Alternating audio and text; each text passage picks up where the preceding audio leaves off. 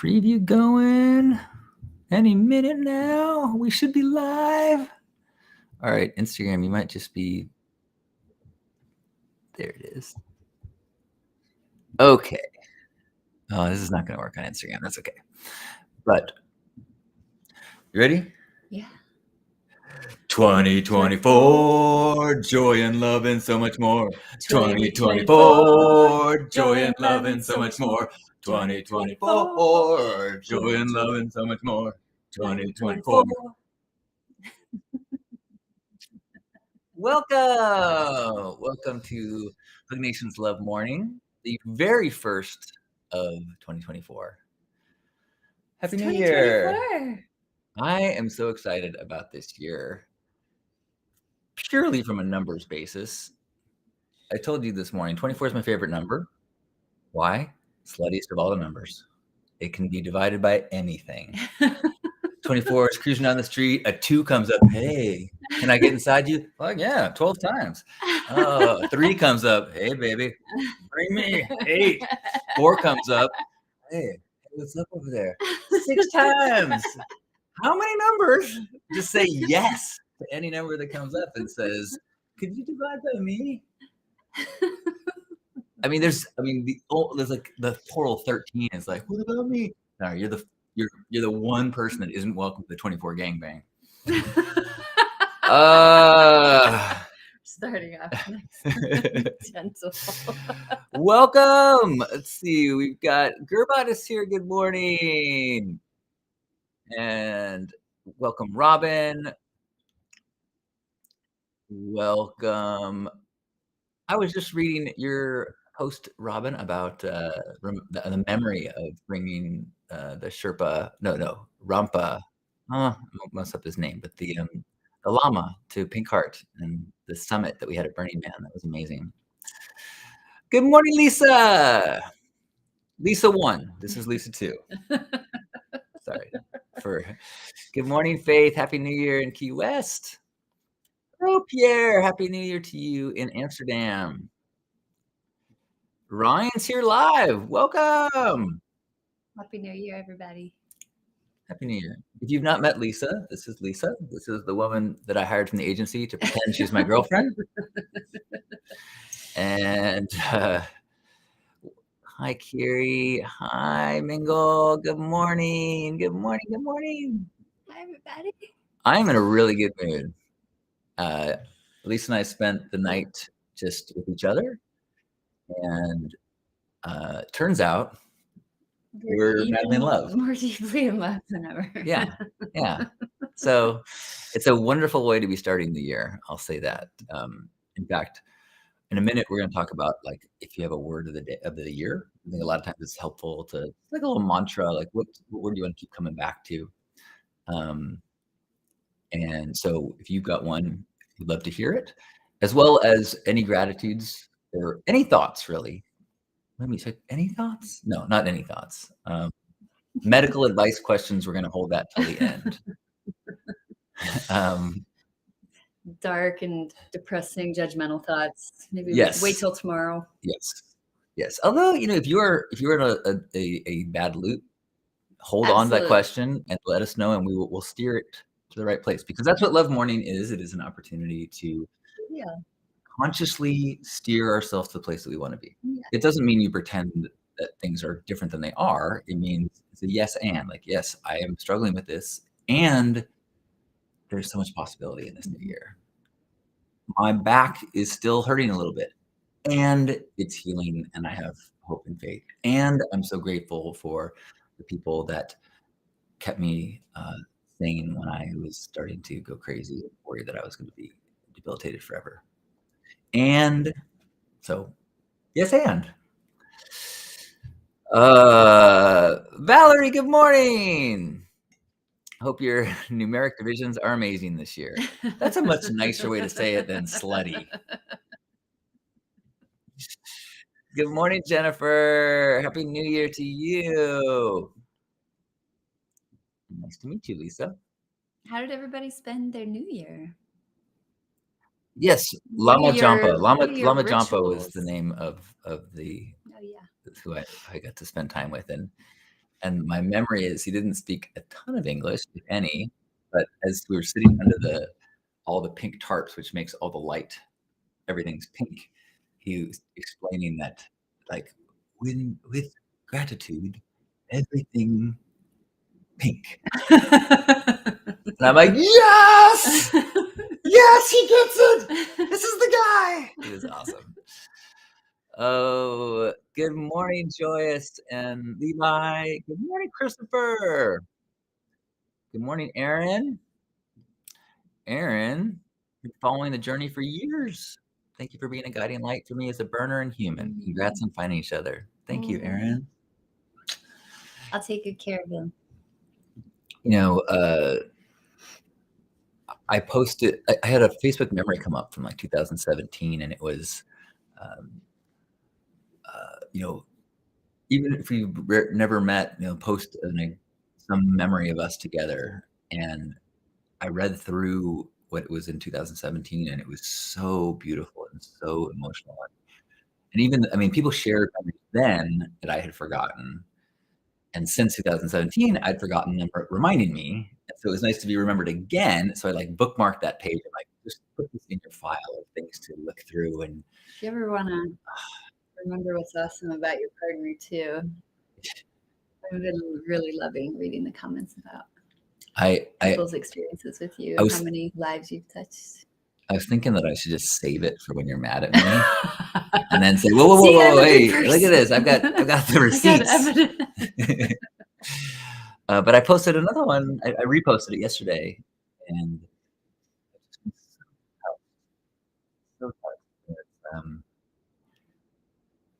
it's a wild life. You know, so much of my world is digital, and I'm such a person that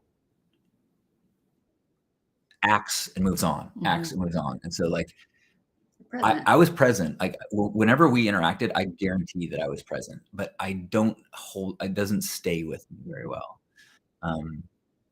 And so to get reminded of these present moments and the fact that they anchored in people is just it helps with some of my story about the criticism about my memory and about my inability to remember everything and everyone. So it's been really nice. And it gives me evidence when you start nagging me. You know me. I'm not a nagger. Let's see. So welcome, everyone. Welcome, Pamela. Kiri is so grateful that the more I learn to love myself, the more love I seem to magnetize all around me. I'm so grateful for my coach, for all my tools, for love, and for faith. I love that. Can I speak to that? Yes. Yeah, thank you. We were talking last night about that. I have a teacher who really, he's one of the more embodied kind of spiritual teachers that I know and very dear to me. And he talks about how the root of most problems is self-judgment. And that it's just so vivid and clear to me again and again that I can't let more love in than I allow from myself to myself. And I feel how in our relationship, it's stretching me, you know, that there's places where I am borrowing your trust, I'm borrowing your eyes because I feel like you see me more clearly than I do because I have this obfuscation and habituated self-judgment. And it's the whole game, I think, to just practice loving ourselves enough to let love in. And I think I just found this old thing that I scrawled, which is the best gift you can give another human being is to see them at their best. Yeah. And that when we hold each other in that seeing, like we become it. We live into it. Because we are that. Yeah. And we are our struggles. Totally. But so our mind wants to anchor us to our lowest as forms. Our identity. Yeah. Yeah. The thing, what I'm not sure, just to hammer home that idea of the problem is self-judgment, is that when someone judges us, it's not their judgment that bothers you. It's a that you believe it. Yeah. The part of you believes it, and so then you're judging yourself. Yeah, like, if we didn't believe it, it wouldn't bother us. It would just be like, Which is what, like, so, you know, that possible cult leader meme that Mark Day made, which is so funny and awesome, and clearly it's me and most of the comments and replies to it were so fun and funny and hilarious. But some people use it as an opportunity to try to knock me down a few pegs, and like somebody was like, "Fuck that guy! He's made millions off the Burning Man, community, and he exploits it." And I'm just like, that does not land. Like, I don't believe that. Like that, I know that not to be true. So it's more. I actually wrote. I said at the moment, I say, "Can we have a dialogue? I'd like to understand what actions, behaviors you find problematic." Because is it possible that I'm doing something that is you believe that, or is there a misunderstanding?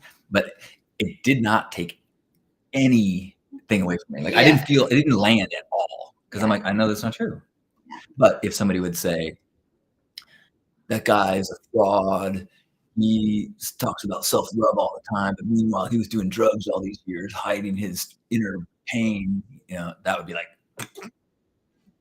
of course I shouldn't have said that out loud, because I just gave ammunition to my enemies.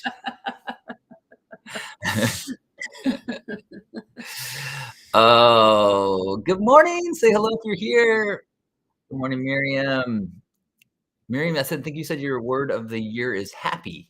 I think you already wrote in the comments before. Awesome.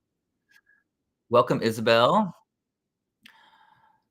Robin says, the mirroring true friends mirror us is the clarity puzzle, and the more we look, the more self we see.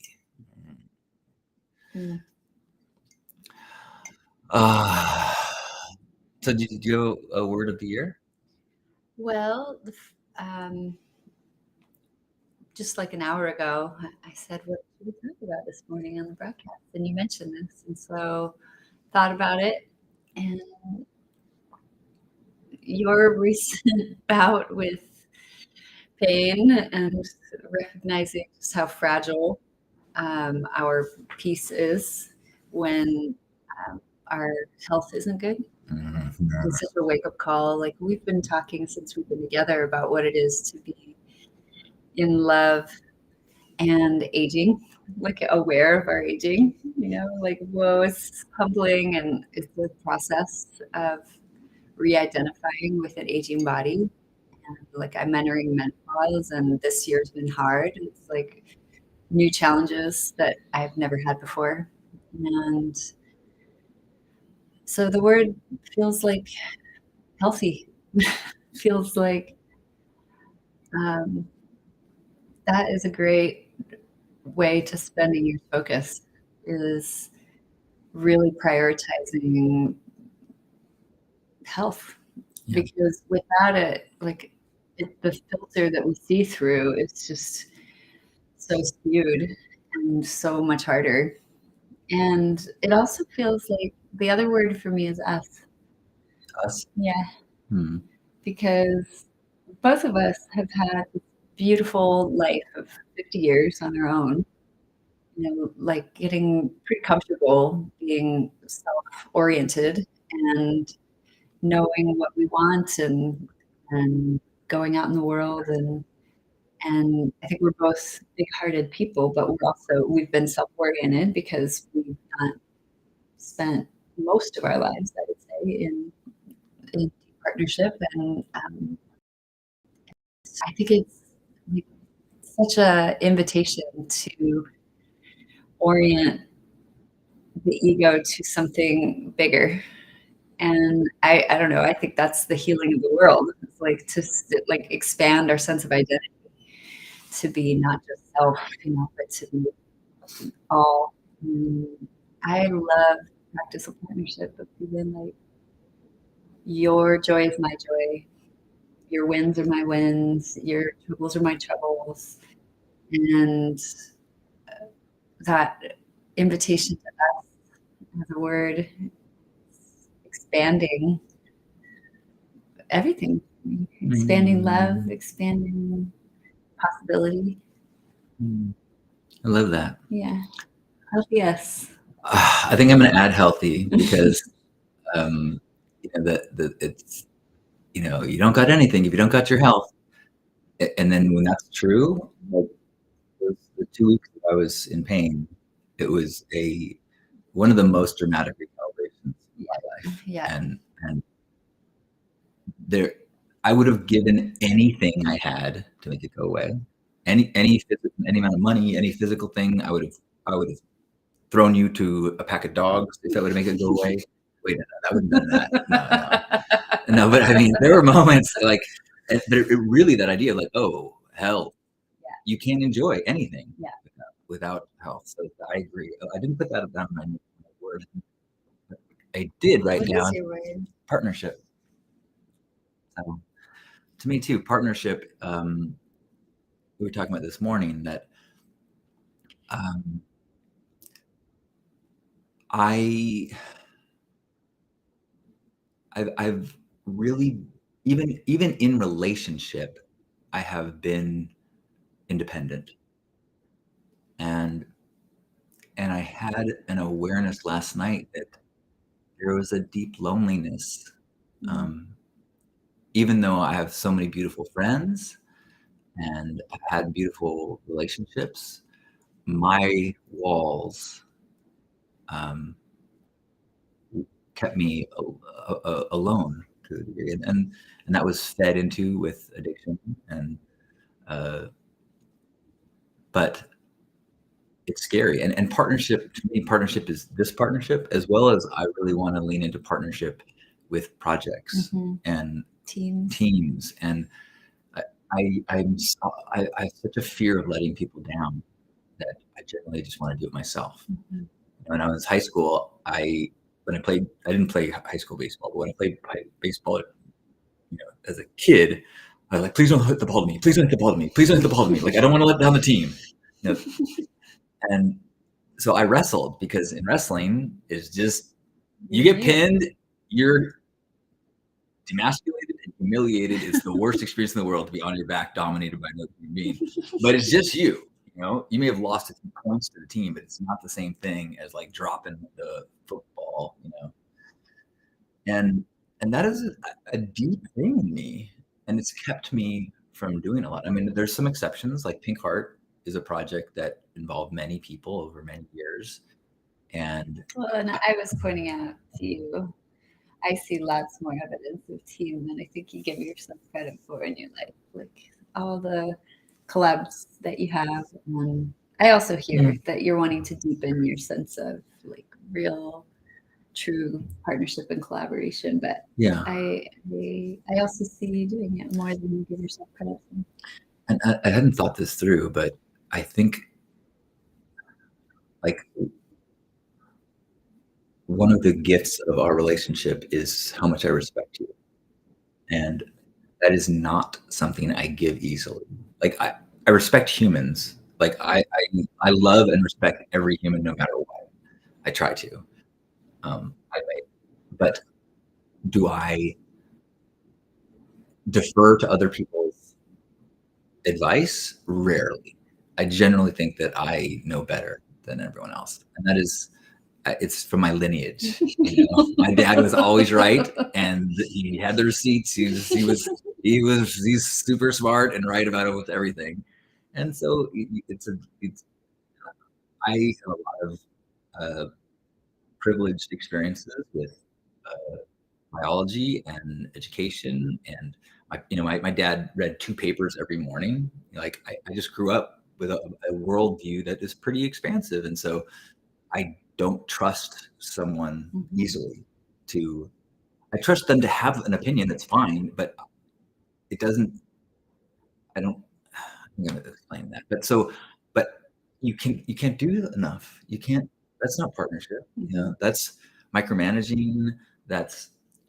So my partnership, I want to, through us, learn and grow in the ability to trust and to recognize how much can happen, when you trust. And I think also this could be related to the deep down self-esteem stuff that I was struggling with in the past, where maybe I didn't feel worthy of like truly exceptional partners. I don't mean romantically, I mean even like professionally. Like I wouldn't ask someone to join my team because I feel like I've let them down, and so partnership. That's my long answer to my word of the year is partnership, with a minor in health.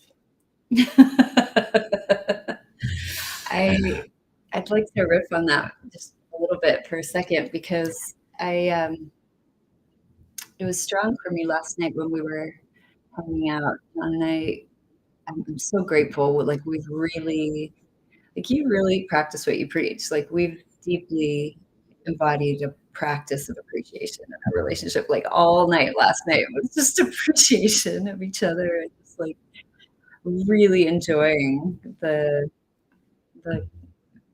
culture we generosity with each other. It's real, and it opens our hearts more to each other. But I noticed that last night as we were interacting, that I guess I found words in myself that I hadn't found before, that there's a natural and really healthy tension always in a true partnership, where we are, like our higher selves are growing the other person more toward something all the time, and that we have different gifts for each other. And so it's not always going to be comfortable, like that feeling of partnership. But that feeling of tension is, you're doing it right. Like I felt the movement back and forth. So I've always felt it, but it was really strong last night, of how our leadership moves back and forth. Like there's moments where I feel like there's something moving through me that is calling you into a place that is less practiced. And then you switch, right? And you're pulling me towards something that is really wholesome and less comfortable for me. Yeah, I think there's times when you are grounded and I can trust and lean into you, and there are times that I am certain you can lean into that. Yeah, and I think we both trust each other enough to go like, okay, if you're certain, okay, then I'm not going to worry about it, or I'll go ahead with you. And a lot of the time we're surfing together and we're just figuring it out. We're writing it as we go. We're exploring together, you know, and just what that feels like is like, do we go your way or the way that I'm inclined to go? And it's all just fun. Whee! Thank you for everyone who's been sharing their words. I put a few up on the screen.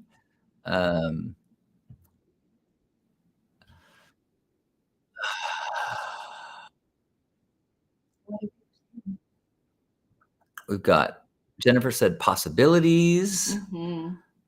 Danielle said collaboration, which is connected to some of my partnership, although,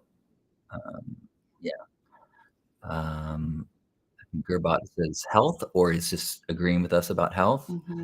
Kiri's word is devotion. Yes. That was yours last year, wasn't it? Or it's just your life word? That was one of the first things you told me, that my life orients around devotion. Like, are you in a cult? Looking for a cult leader. Looking for a cult. Hey, we're perfect. Isabel's word is arise. I like that. Clarissa's is alchemy. Good word.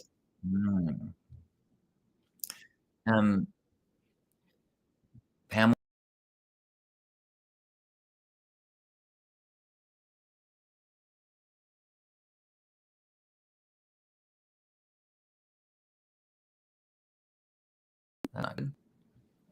Hopefully we're reconnected. Can I say one more thing about health? Did you raise your hand? Yes, Lisa in the second row. I'm only Lisa number 2, but Number 1 in my heart, number 2 on the call sheet. So I also recognized this morning, I was like, well, what is different about health than in the past? Because I think I've been a relatively health-oriented person. I feel like I have really prioritized healing. That's been a word a lot. And I've gotten super into like healing modalities of all kinds. And I genuinely enjoy the quality and the feeling of healing wounds, like emotional, psychological, spiritual, like I'm into it. And I am recognizing that I think I've gotten a little too attached to hunting for the next problem to heal. Mm. And healthy implies to me, I'm already healthy, enjoy it. I'm already healthy, enjoy it. What does it feel like to actually be instead of looking for the next thing to heal? And I think that you are such good medicine in that way. Like you're so good at bringing me back into the present and just reminding me how good it is right here when I'm focused on, but what else can we fix? What else can we heal? What else can we make even better? Like I think we're a really good balance for each other in that way. But I felt last night just this constant invitation back into enjoyment of the healthy that we have, and that's a lot. That's such a huge part of my practice, gratitude practices, and just what's the fastest way to get rich? Appreciate what you have. Yeah. What's the fastest way to feel poor? Believe you need stuff. Yeah. And things are broken and things are undone. It doesn't matter how much is good. If you're pissed that you can't bench press 400 pounds and you're frustrated that you gained 2 pounds, that's a lot different than, man, I'm strong. Yeah. I'm healthy. I'm walking around. Got some winter weight on me. This is great. Like look at you, like yourself 20 years in the future will look at you today. I love that idea. She was beautiful. I wish I'd known it then. Yeah, that's someone that instead of like feeling like I've woken up in a 40-year-old body and go, what happened? I pretend that I'm 80. Yeah. And I woke up in a 40-year-old body and I'm like, fuck yeah! What can I do? Oh my God, this is great.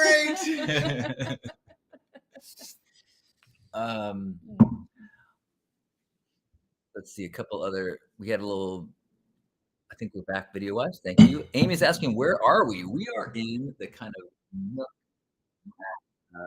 the beach condo. Let's spin the camera on so they can see what we're looking at. Totally. Okay. It's pretty good. So this is what we are seeing.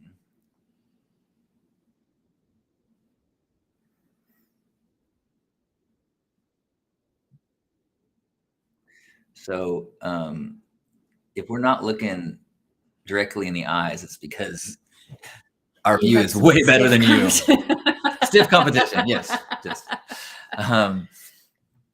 Let's talk about your workshop. I would love to. Yeah. Let me start. Partnership.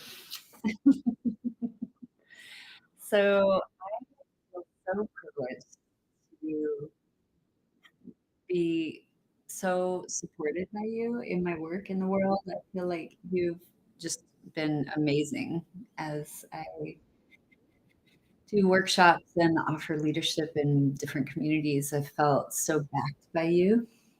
And I have felt fewer opportunities to back you because your primary dharma is here, digital, online. It doesn't require me. I love being here with you. I feel like I get to do it right now. I love doing it at Burning Man. It was so fun to just walk around with this guy and I said, every 17 seconds, somebody yelled, Halcyon, and told them how he changed their life. It was so fun. But for the first time since we partnership, you're offering a workshop, a real live one with in-person stuff here at this incredible this location condo in 2 weeks. Oh my God. And I'm totally ready for it. I'm totally prepared. You You are. You totally are. And we talked about it last night. I asked him to share more about the vision with me, and it felt so good. It made it more tangible, more real. It got me excited to be a part of this. I'm going to be with John the whole weekend in support and partnership. And I just asked John to share with me last night more about like the core of like the essence of what he's hoping to draw out of the participants of what we're going to cultivate together. And it was so beautiful. I felt like I want you to share more of that today, because there's I think 3 spaces left. Yes. Mm-hmm. And several people are here that are going to be there. Gilbot is here, and let's get excited. Yeah, so it is calling it the Love Ambassador Summit.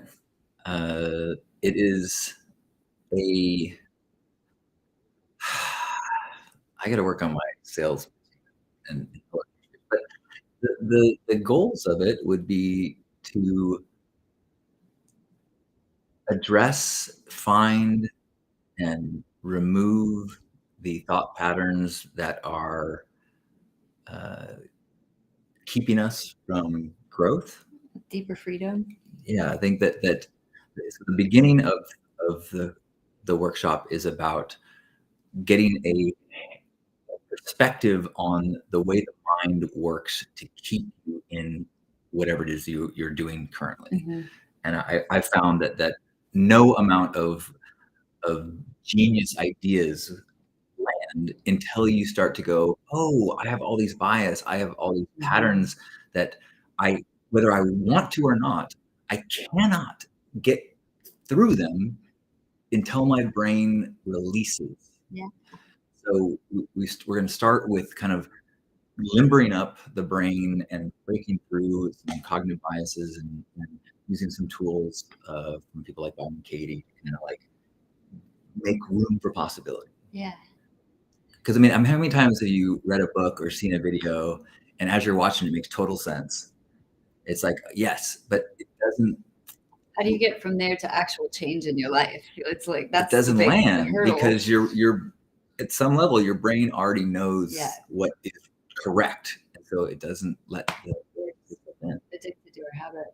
Yeah, and I haven't found anything that works better than workshops with like retreat, like giving myself intensive time with other people to move the needle in actual change, because there's only so much that we can do in contemplation by ourselves. Like we can see things and have insights more clearly, but I think the practicum is where it's at, and being in witness with each other, there's a different level of healing and possibility that comes through that, and an expansion of what other people see in us that actually can land in a new way. And I'm excited for you to I'm excited to witness you in leadership, because I feel like that is your dharma. Like you really draw people's authenticity out by challenging what they think they know about themselves. I feel like that's your deep medicine in the world. And then a portion of the next section is about going into gifting and kind of understanding and workshopping and figuring out what is an inventory of our gifts. Mm-hmm. What do we have to share with the world? And that's also great to do in groups, because you have we have a limited, we only know what we think. And we tend to undervalue our gifts. Like we don't even see the things that we're good at as gifts. They're easy for us. Right. And yet they're a super big deal in the world. Like that's actually what the world needs. And there's so many things like once you start making your inventory, you're like, oh, I have a car, I could give somebody a ride. Oh, I've got more pairs of socks than I need, I could give someone socks. Oh, I've got an hour extra time every week, you're not committing to doing everything. You're just saying, oh, actually, it's my inventory. If when the opportunity comes, I could give this. I could, and once you start to live in a state of awareness of your inventory, then this stuff we talk about, on Love Morning all the time. It's like, as you go through the day, how can you connect with someone? How can you be of service? How can you gift? And with the mindset of looking for the opportunities and the awareness of what your inventory is, it just changes everything. The entire world changes, and the target zone of your own personal joy, which without training you believe is getting stuff. Oh man, the new phone's coming out. I'm gonna get an iPhone 74. Yo, it's gonna be so good. It's got 25 more pixels. Oh yes, I'm so happy for a minute. Yeah. And then, but when you realize, oh, every time I have something to help someone else in any little way, opening a door, saying thank you, we talk about that all the time here. Like, you just receive joy through someone else's experience, and then the target zone of your joy becomes billions of opportunities in the world. And that is I think if you're following me, you hear me talk about this all the time, but it's a little game changer. Yeah, it really is. And there's a philosophical aspect to it, because once you start to really feel this, and I think this is one of the reasons why Burning Man hits people so hard. When you feel gifting and you feel sympathetic joy from someone else's joy, you feel connected. Like it's the visceral feeling, like, oh, we're all connected. That's what we're actually looking for. Yeah. Oh. And then as you practice it, and then you become an agent of it. And so then when you're at the store and you look at the cashier and you're like, thank you. Like, oh, cool. That wasn't hard, but we're connected. We're connected. We're connected. We're connected. And that's what we talk about here about, look, you're deputized right now to be a love ambassador. And this weekend is going to be just kind of really practicum and lifting up as much as possible. Making it real and figuring out what are the things that are kind of in our way. Because I doubt I'm saying anything that you're like, what? It feels good to do good? What? We know that. And there's stuff that keeps us from doing it. Totally. A lot of it is because we have fears of embarrassment, fears of judgment, fears of someone looking at us going, and so this gathering, our gathering now, and the gathering when we get it together, part of it is building a team, building a support group. When I was going to say, when Aquaman, goes out to fight crime and he's in the street and all the supervillains are laughing at him because there's no fish around, it's kind of embarrassing. But he's got the Hall of Justice, and so Superman and Hawkman and Wonder Woman, they can come in and go, hey, come on, you got this.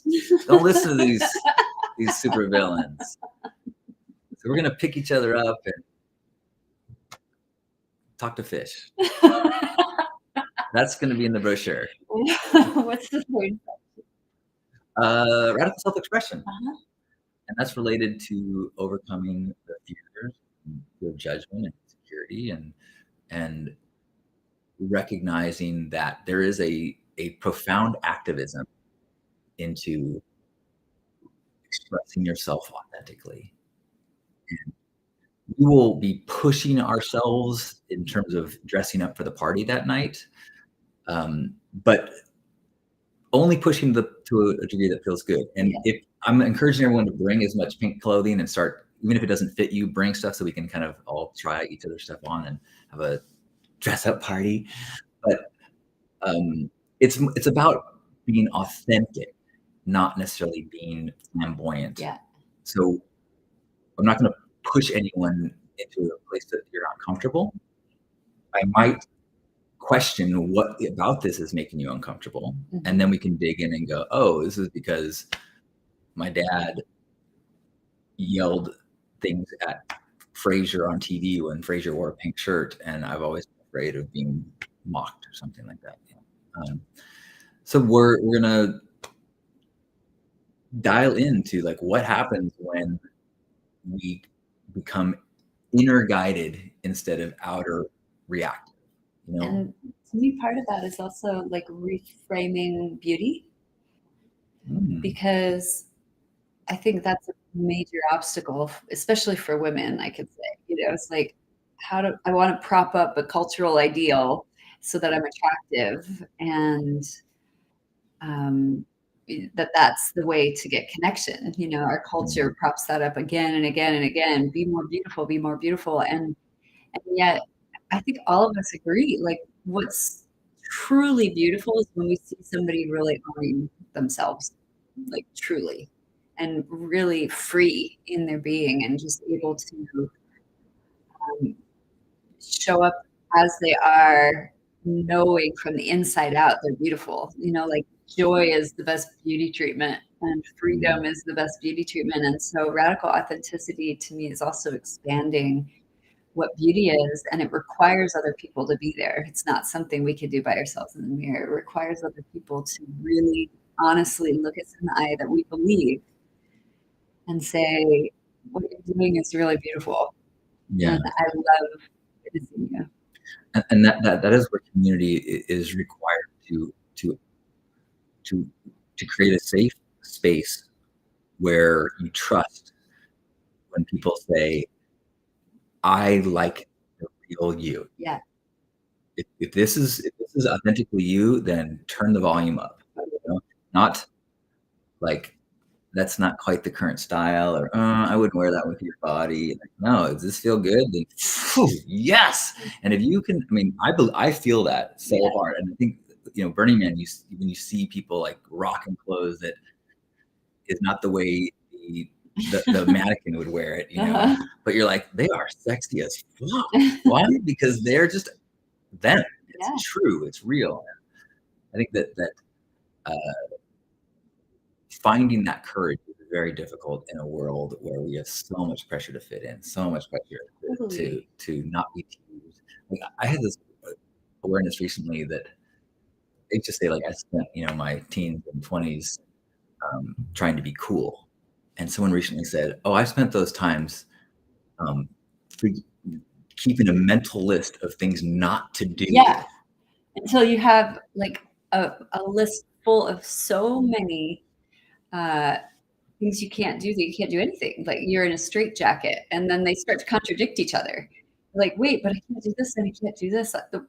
You're right. It's just you're just living in fear of mockery, fear of being embarrassed, fear of.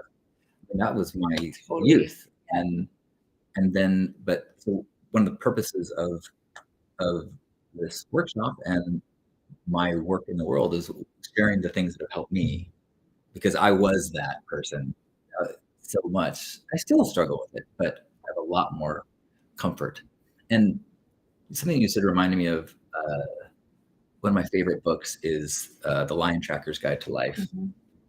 And the master lion tracker that the author is writing about, he describes him as someone who is the exact same person in every setting. He goes to a dinner party, he's working, he's with kids. He's him. He's not playing the role he thinks he needs to play in any situation. He's just him. And you paid me the most beautiful compliment. Really said, like, wow, you're you with your parents. You're the same person wherever you go. It's like, that's from work. That's the goal of this process, is to go, I like this person, the real person. Yeah. And if I can own that, other people will too. And anybody that doesn't is working through their filters of their shit. Because it is impossible for a healthy person to see a authentic being and not celebrate it. It's true. We can feel it. Yeah. It's primal. I think it was Ram Dass that said, like, to see an authentic human being and have judgment for them, it's like look at a cloud and be like, that's the wrong shape. Well, usually if we do feel judgment, it's reflective of envy, probably. It's like it's a way to protect ourselves from the risk of doing it ourselves. Yeah, and we'll talk about that over the weekend too, because that is inevitably you will get backlash. Yeah, and there's a bunch of reasons for that. Envy is one. Another one I think is that it's so confrontational. for someone who subconsciously is following the rules, this system of rules that what you're supposed to do, and if you have sacrificed freedoms and creativity and throughout your entire life to follow the rules, and then you see someone who is not following the rules, you have two choices. One is you go, wow, I need to reevaluate my entire worldview. Or you can say, fuck that guy. And it's way easier to judge. It's way easier. So I get it. And I really think that the judgment is more real. I think that's also a cultural fact. Like if that being nice is more superficial than what's actually underneath it, which is they are really like messed up in a certain way, and giving more focus to judgment as being like somehow more true. And I think that's also like a cultural worldview that gets challenged by embodying these three aspects of the workshop that we're going to be working with. It's really choosing joy over judgment. It's choosing freedom over judgment. It's choosing connection.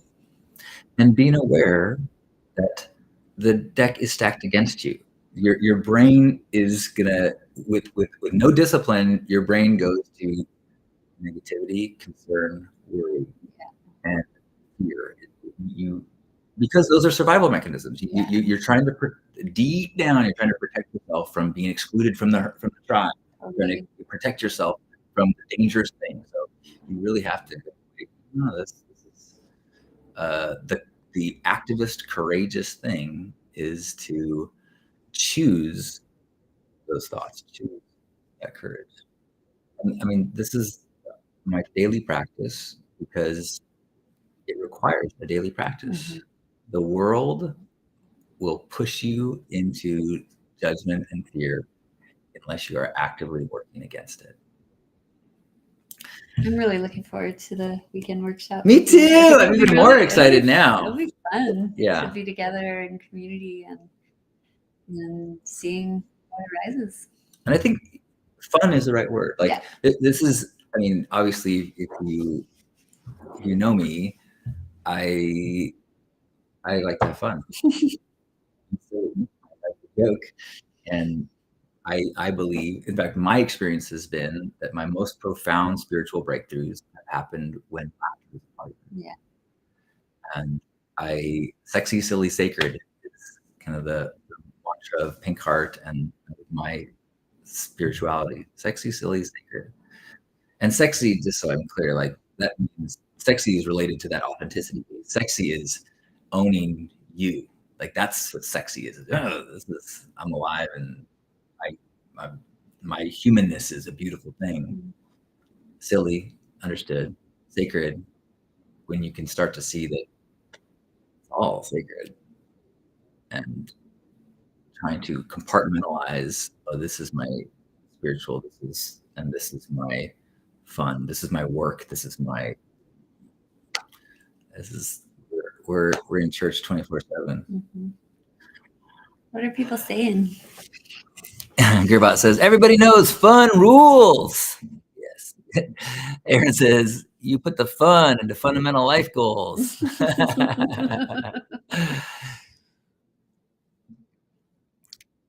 Sacred sexiness, sacred silliness, sacred sacredness. Yes. Happy New Year, Matthew. Curious sharing that in order for a sound to exist, it needs a receiver. Very true. Good morning, Brenda. We're going to be probably rounding up in a minute or two. We've been talking for almost an hour. Wow, time flies. I like talking to her so much.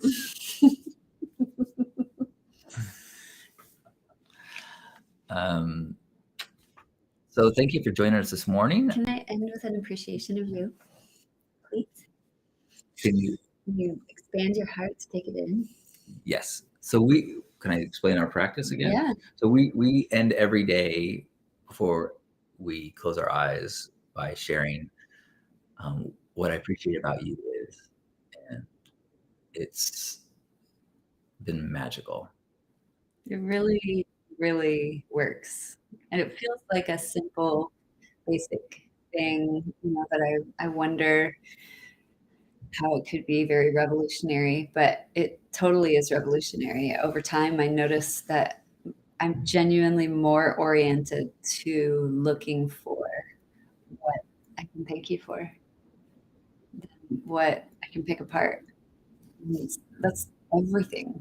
I mean, that's the basis behind a gratitude practice, is that you train your mind to start noticing the good stuff, which is why I encourage it in work settings. Like, okay, I'm getting off track. More about me. Tell me about me. See, I appreciate when you know when to hand me the mic. Take it away. I appreciate, and I want to say this because you can't really say this to your own audience here, but you show up every day for all of you on screen and reaching through the digital drive for heart connection. And you guys show up for it to receive him. And I haven't come on screen a lot because it's more of an edge for me, and I also am busy with other my own things. But I love listening to his broadcasts every morning from the other room. As I get ready, I'm smiling, I'm listening to him, connecting with all of you, and appreciating so much. Well, first of all, devotedly do this every day. Like, really grokking that in daily life. I could show up online and put myself together every once in a while, but that you, whatever mood you're in, whether you feel like it or not, whatever, like, you show up, the devotion that you have to this, the consistency is very healing. And for you, for them, for us, the ritual of this is what we do. We show up for each other. And, I've asked him a lot. I've asked John a lot, like, what do you feel like your purpose is in showing up again and again to talk to a screen, because it's harder for me to feel connection digitally than it is in real life, probably for all of us. But to stay as devoted as you are, said something to the effect of, I believe in the power of permission that's granted when we are real. And by showing up and devoting my life to just being as transparent as possible, telling the truth as much as possible about my actual humanness and my wisdom, both, it gives permission to other people. And I couldn't agree more. I feel like you are doing that for me. The way that you have just fewer layers of shame around the places that you're not perfect, and the way that you just say, that's what it is. And yet are still committed to growth. You're not complacent and just accepting all of it. But I feel like you embody a real sweet spot between growth and acceptance. And by being real and sharing your life, which is all you got. I have another teacher who calls it, permissionary. You offer permission. I appreciate you so much.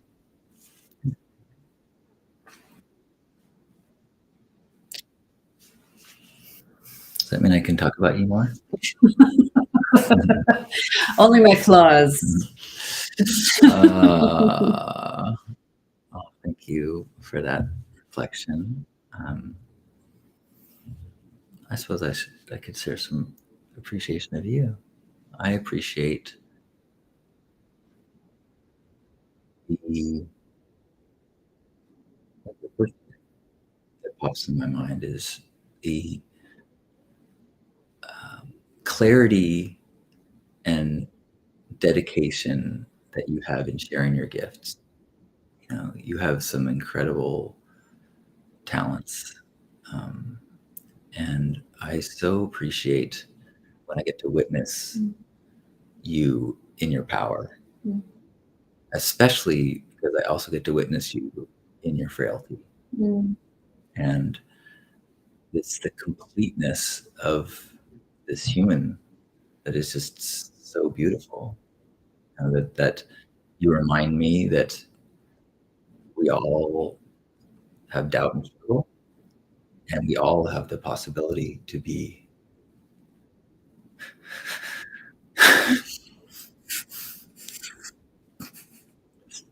divine. And when I see you shining at your brightest, it drops me to my knees.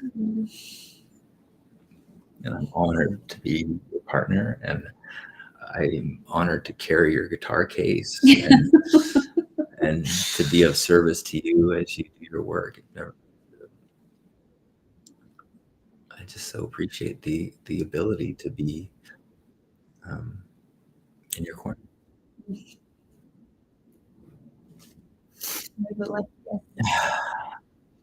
So we're gonna close up with a hug. Maybe we should sing our song once more. How's it go again?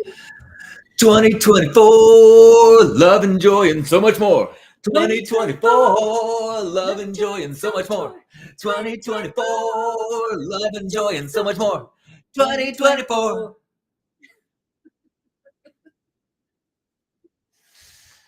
Oh, well, I am very excited. Very excited. Our first year, beginning a year together of many. And I'm really excited that you've joined us, whether you're here live or watching this archive. I hope that if it is in your flow, that you might join us in a couple weeks. And some of you, I know I'm going to see you in a couple weeks. And maybe even, if you are familiar with this vibe, but maybe you know somebody who could use a little dose, feel free to send them our way. And I'm a believer that ripples happen as they should. So final reminder of the other purpose of these love mornings is that we are love ambassadors. And as we go through this day, I'm looking in the wrong place. This is where the camera is. That we today and every day this year have the ability to be love ambassadors and to say hello and good morning, to gift and kind. And that tiny little reorientation each day lets us put our head on our pillow knowing that we are living lives of purpose. And if you are practicing this, you know exactly what I'm talking about. And if you are not, I think you will find a peace that you are taught you will get when you get your white picket fence. But that's not what gives it to you. It's finding a way to consistently be of service to the world in teeny ways and big ways. So I encourage you to make that your goal for this year. So wherever you are, give yourself a hug. And as you appreciate this body you're in or the body you're with, let's be grateful that we got this far. We've got a whole year ahead to practice and stumble and learn and grow. Playfully experiment. And we've got a supportive group of people. If you're out in the city streets trying to summon fish as Aquaman, we got a whole bunch of superheroes that got your back. So let's take a deep breath in and squeeze one another and hold it and feel that we're all connected in this moment.